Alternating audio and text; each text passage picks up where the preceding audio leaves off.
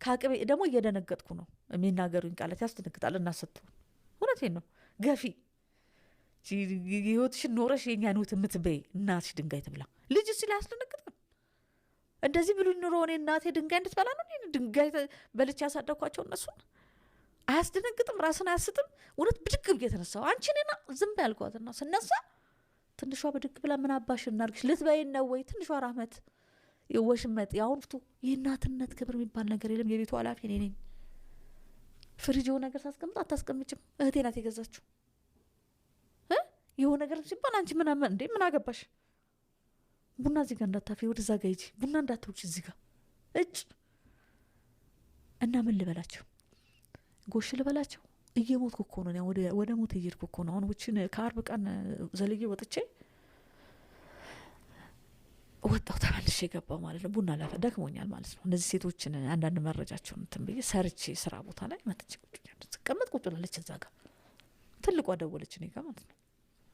ልመጣ ፕሮሰስ ተበላሽቶብኝ ነው ምናምን ተይ እህቶችሽን ተይ ምከራቸው ምንም አታርጊልኝ እስከዛሬ ምንም አርገሽልኝ አታቂም አሁን ምንም እንድታረጊልኝ አልፈልግም ግን እነዚህ ልጆች ተይ ካቅቤ ደግሞ እየደነገጥኩ ነው የሚናገሩኝ ቃላት ያስደነግጣል። እናሰጡ እውነቴን ነው ገፊ ህይወትሽን ኖረሽ የኛን ህይወት የምትበይ እናትሽ ድንጋይ ትብላ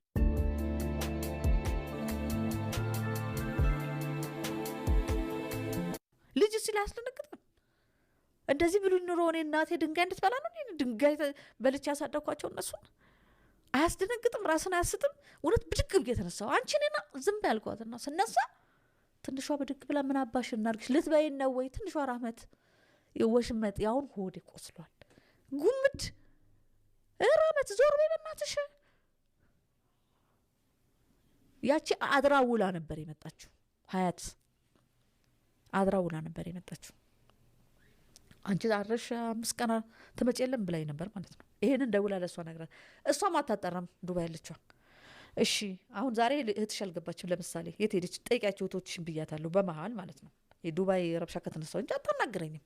ቤሩት 7 ዓመት ስትቆይ እኔን አታወራኝም።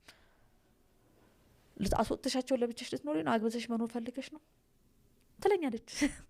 እና ያው አንድ ቀን መልሱን ታገኘዋለች በሚል ዝም ብዬ ነው የምኖረው ማለት ነው። ለምን ጥዬም እኮ እወጣለሁኝ እኮ መቼም ምን ግጣሙን አያጣም አይደል? ግን እዚህ ጋር ልጆች ይደፈራሉ ብዬ ነው እኮ እንጂ የዛሬ ስንት ዓመት እኔም የነበርኩበት የእድሜ ክልል መቼም ፈላጊ አላጣም። በዛን ሰዓት ግን ልጆቼ ናቸው ህይወቴ ብዬ ነው የምኖረው። እና ደውዬ ይኸው እንዴት እንዳደረች እያት ስጠይቃቸው የለችም አልነገረችንም አሏት። በነጋታውም ስደውል አረጋገጥሽ አይደል? አንዳንዴ እኔም ሳልኖር ሳይሆን እነሱም ሳይኖሩ ሲቀሩ ይንገሩሽ። አርብ ዕለት ስማችንን እያነሳሽ እዛ ህይወታችን እናበላሽሽ ህይወትሽ ይበላሻል እዚህ ቤት ነፍስ ይወድቃል እናትሽ አፈርት ብላ ኢማን ኦፕራሲዮን ስትደረግ እኮ እኔ የብዬ እኮ ሰው ቤት እኮ ወድቅ ያለው ልጄን ህይወት ለማዳን ወላሂ ሰው ፊት እኮ ተደፍጃለሁ። ወላሂ ልጄ ልትሞትብኝ ነው ብዬ በእውነት አባትዬ ለሷ ብር እንዳሰጧት የሆነ ልጅ ልኮ ማለት ነው። ድህነት ራሱ ያነጫንጫል ያበሳጫል። በድህነት ስንት መከራ አይተው እያሳደጉን ዛሬ ላይ የተማሩ ፓረንቶችን ስናይ የተማሩ እናትና አባት ስናይ ሀብታም እናትና አባት ስናይ የእኛን እናትና አባቶች ከሀብታምና ከተማረ እናትና አባት ጋር እያነጻጸርን የእኛን ቤተሰቦች ክፉ ናቸው እንዲህ ናቸው ብለን እነሱን መናገር ማንቋሸሽ በጣም የሚያሳፍር ነገር ነውና የዚህ ዘመን ልጆች እንዳለ ቤተሰቦቻቸውን የሚገፉ እንዳለ በቃ ቤተሰቦቻቸው ላይ አቃቂር የሚያወጡ ቤተሰቦች ፍቅር አልሰጡኝም እያሉ ቤተሰቦቻቸው ላይ ጣት የሚጠቁሙ የሚበቀሉ ቤተሰቦቻቸውን ዛሬ እነሱ አድገው አሁን ይቺ እናት 20 ዓመት እንግዲህ ባሏ ጥሏት ጠፍቶ ወደ ሱዳን ጠፍቶ ብቻዋን አፈርድሜ በልታ የሰው ቤት ልብስ አጥባ ጉሊት ቸርችራ የሰው ፊት ገርፏት አሳድጋ ዛሬ አባታቸው ሀብታም ሆኖ ከሱዳን ሲመጣ ከአባታቸው አግዘው እናታቸውን ሲያገሉ አሰባችሁታል እንዴት እንደሚያም? በጣም እኮ ነው የሚያመው። የከፈለችውን መስዋዕትነት ስታስብ እንግዲህ ያስቡት። ወጣትነቷን ሌላ ሳታገባ ጥሏት ጠፍቶ ለ5 ልጆች ደፋ ቀና እያለች አሳድጋ 10 ዓመትና 10 ዓመት ሱዳን ሄዶ መጣ። 10 ዓመቱን ደግሞ በውጭ እያቆሰላት ነው አብሯት አልኖረም። ስለዚህ 20 ዓመት ብቻዋን ነው ያሳደገቻቸው። የ18 ዓመት የ17 ዓመት የ20 ዓመት ምናምን ልጆች ዛሬ እነሱ እኛ ኃይለኛ ቤተሰብ ያሳደገ ልጆች በጣም ጨዋ ነን።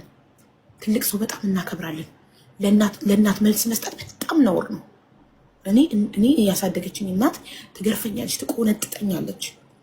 ኔቨር ግን መልስ ሰጥቻት አላውቅም።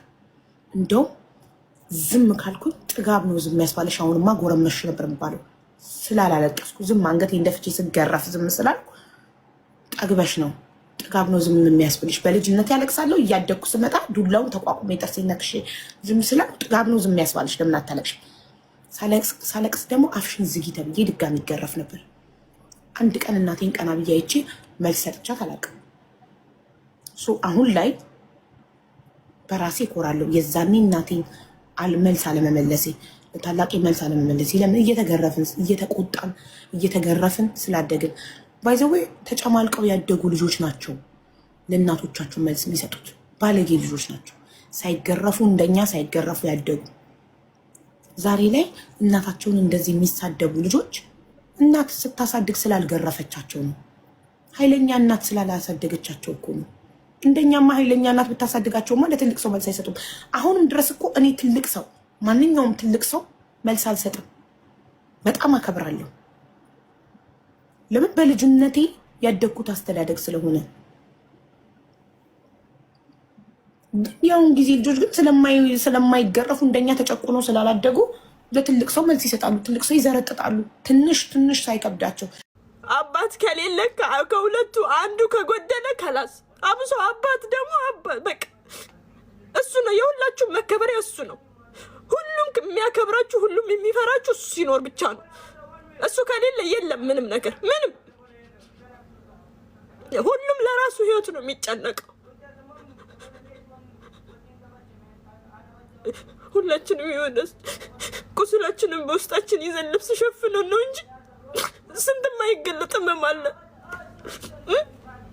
ተከፍቶ አይታይም እንጂ ቢታይ ቆሳስሎ ቢታሸግ እንኳን። በእኔ ምክንያት የተፈጠረ ውዝግብ ካለ እንዲቀንስ አልፈልግም፣ እንዲጨምር ነው የምፈልገው። ሞር እየተወዛገቡ እንዲቀጥሉ ነው የማደርገው። በእኔ ምክንያት ስብሰባ 10 ሆኖ የተቀመጠ ካለ ቁጥራቸው 20 እንዲሆን እፈልጋለሁ። 20 ሆኖ የተቀመጠ ቡድን ካለ 50 እንዲሆኑ እፈልጋለሁ። አንዳንድ ጋዜጠኛ ጠርቶ ፕሮፌት ቢሮ እንምጣ እስኪ በዚህ ዙሪያ የሚወራውን አጥራልን ምንድን ነው የሚጠራው? እኔ ሞር እንዲጨምር እፈልጋለሁ።